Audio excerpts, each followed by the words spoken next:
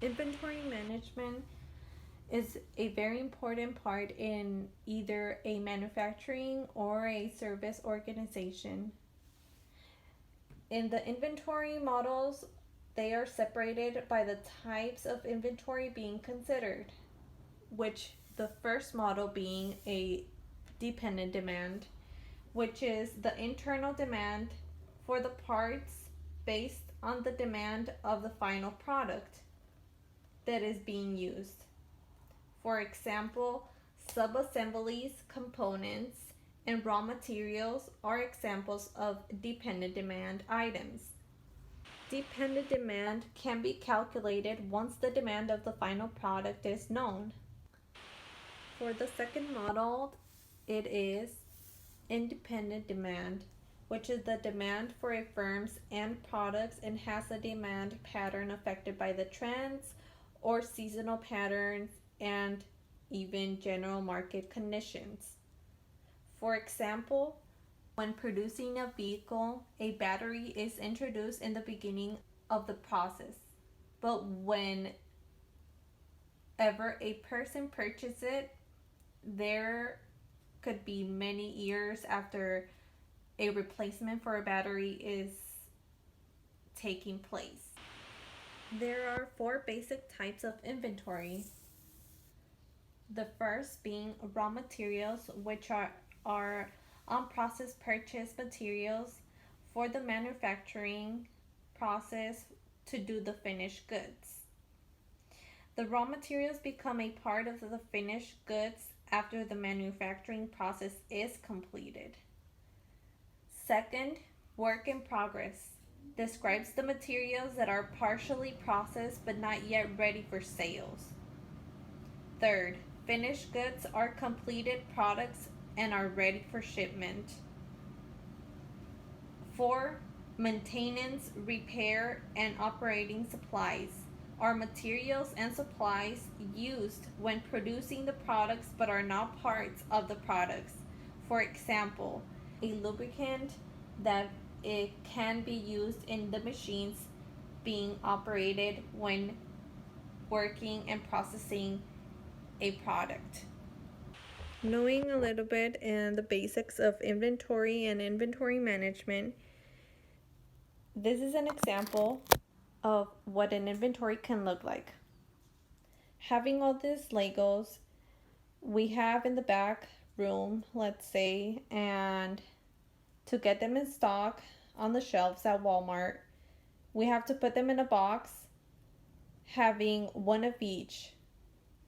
And notice that there isn't an equal amount in in some of them, but not all of them.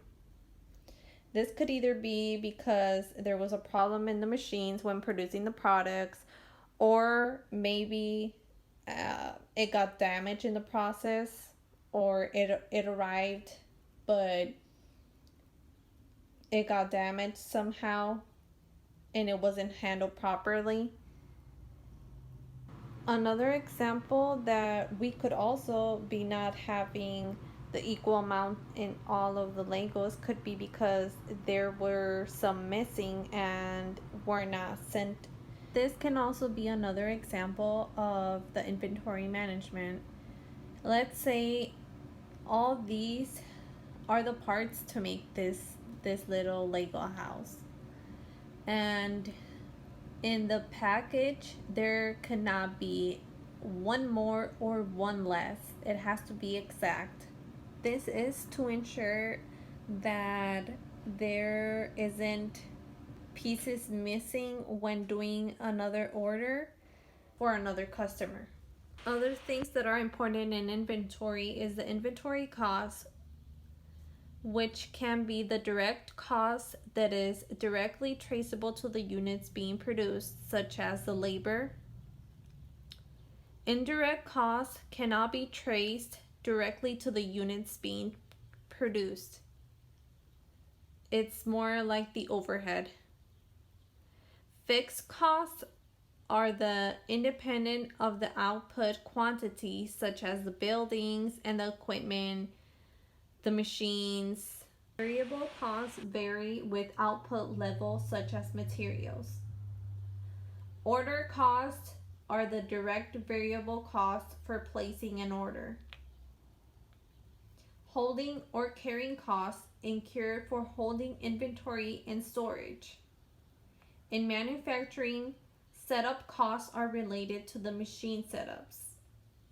In inventory, there is also another system called the A, B, and C items.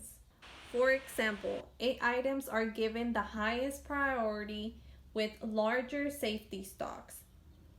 A items account for approximately 20% of the total items and about 80% of the total inventory costs.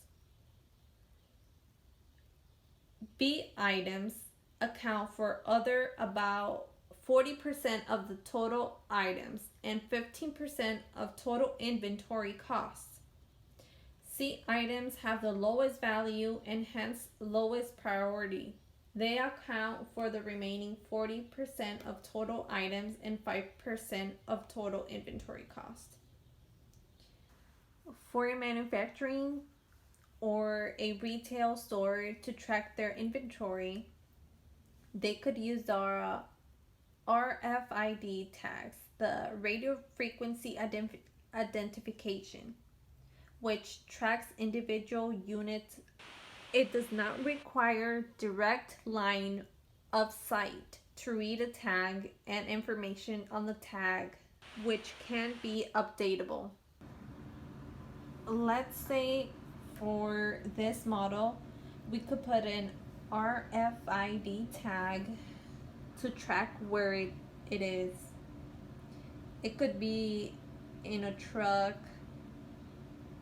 on a trailer, on sea, and we would still be able to see it and where is it going. This is a good way to keep track of inventory so it doesn't get misplaced or missed. Coming back to the Lego example, as you can see, I put ready to be placed in the boxes for the Legos, and I was only able to put 6 boxes together, which is this one, the least that there are. After making this and putting them in their boxes, we can also put the RFID tag on them so they don't get stolen from the store, or even when being in the process in the manufacturing to finish the packaging and everything, and to take it to the store. They can also put the RFID tags on them on the boxes so the store can know how many are on their way. And this is my example of how an inventory management can flow and how it works and all the costs that go into it.